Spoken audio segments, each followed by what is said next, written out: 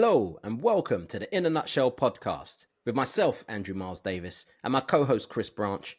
This is the 10-minute daily podcast where we take out all of the techie talk around generative AI and focus on what the everyday person, content creator, and marketer wants to hear. Now, we've only got 10 minutes, so we can only focus on one subject. And today, we are going to talk about the event that happened last weekend that the world was talking about, but more not necessarily from the game, but for everything else that's kind of surrounding the game, and that's the Super Bowl. I think a lot of the people, well, in America, it's obviously the game plays a big part, but globally, the way it's marketed to us is not necessarily the game of the two teams playing. It's usually the halftime show and the adverts. Now, we can spend just the whole 10 minutes talking about Usher's performance on the halftime show. I could anyway, because I'm a big Usher fan, and he kind of showed me why he's a superstar. Because I thought it was a great show, especially the roller skating bits, because I was thinking anything could go wrong here.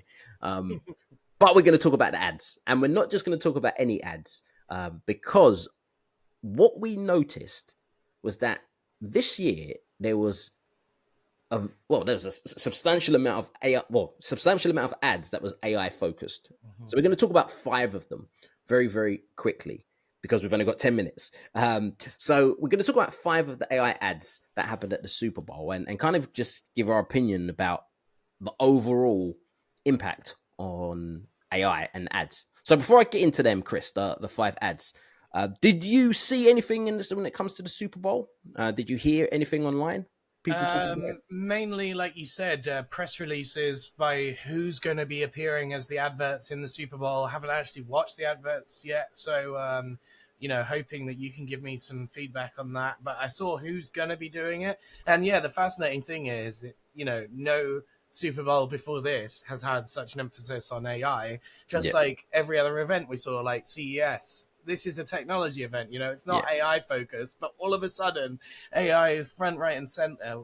And Super Bowl is literally the prime time of advertising. If you don't come from an advertising background, it's the most expensive ads you could be running.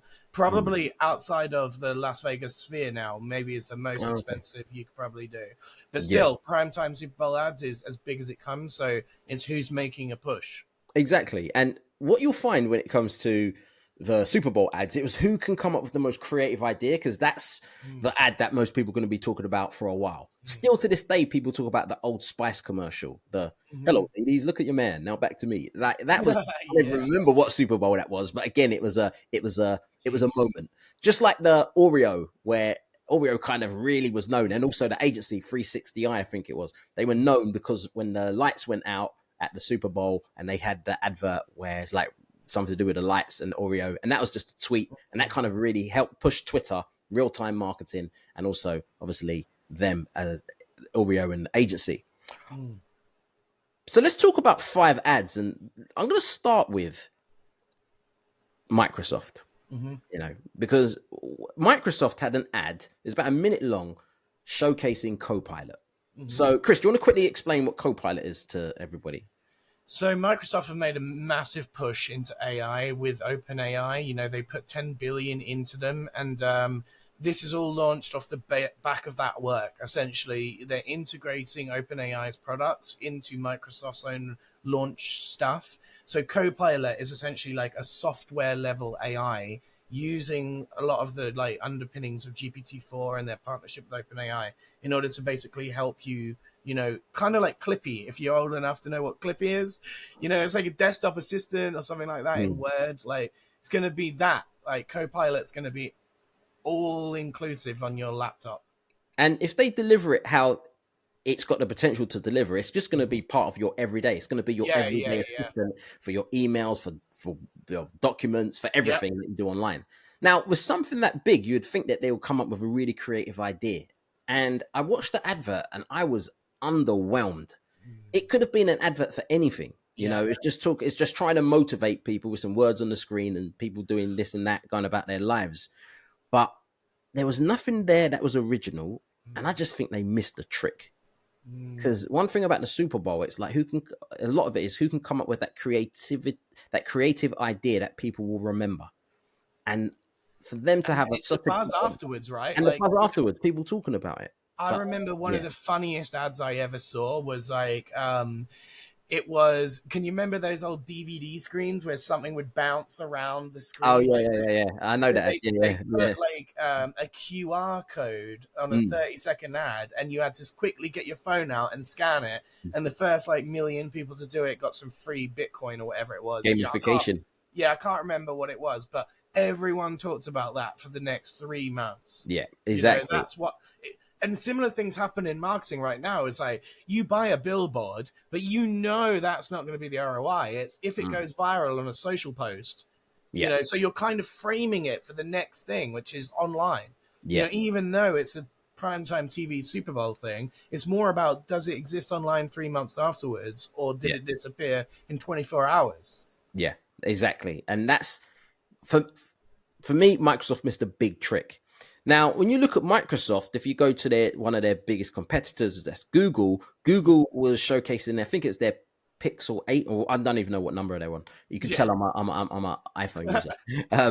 But what I liked about their ad was, again, showing what the product does. So it's kind of showcasing a lot more than what Copilot does, but it focused on one particular area, which was accessibility. So again, really kind of aimed at people who are having problems seeing. And it was saying, it's showing like a blurred vision. And when they took the picture, kind of explaining what was in the picture, saying how, like where to position the camera, and then it would have a very clear picture. And for them, tackling accessibility and they're kind of going into the motion, I think that was a really good delivery of what AI can do, but also playing on those particular elements. So I would say, if I gave Copilot, let's say I'll give that a 3 out of 10, I'll definitely give Google Pixel a 7/8 out of 10, because it was a good concept and good idea. Smart. Another one that I thought was quite interesting was body armor, because what body armor decided to do go down the artificial intelligence versus real life. So it was saying, they were showing sporting moments of what happens in artificial intelligence, of things going wrong, and they were saying essentially you can't beat real. You can't beat the real emotion. You can't beat that. And this is what body armor does. It gives you basically playing on the whole, yes, AI is going to be big, but don't forget about real life. That's what people really want. I like the concept as well. I don't know how long that will last for, though. I think they'll change up very quickly.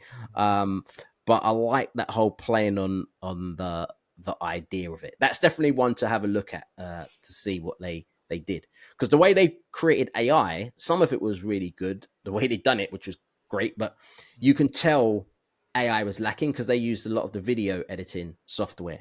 So you can tell it was lacking on, obviously, compared to real life.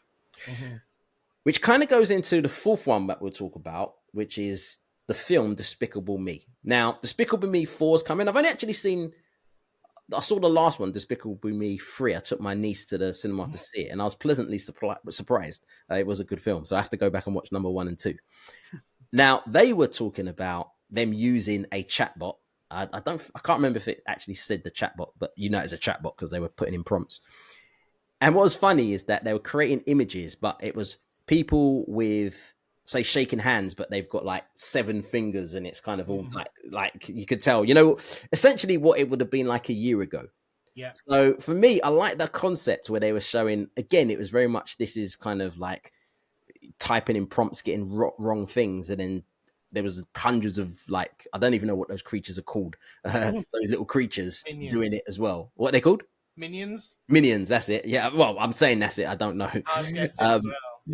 But again, it was funny because I was thinking, this is the old use. Like, if you type that prompt into Midjourney now, you wouldn't get that. If you typed it into DALL-E 3, you wouldn't get like what was happening. It was kind of like Midjourney 2/3. So I actually thought that was good, but I didn't really state anything about the film. It was just kind of like, well, again, with something like that, I don't think you really need to. It's just, here are the Minions, let's say, and Despicable Me 4's coming. So then they kind of, you can tell that they just played on the whole AI thing.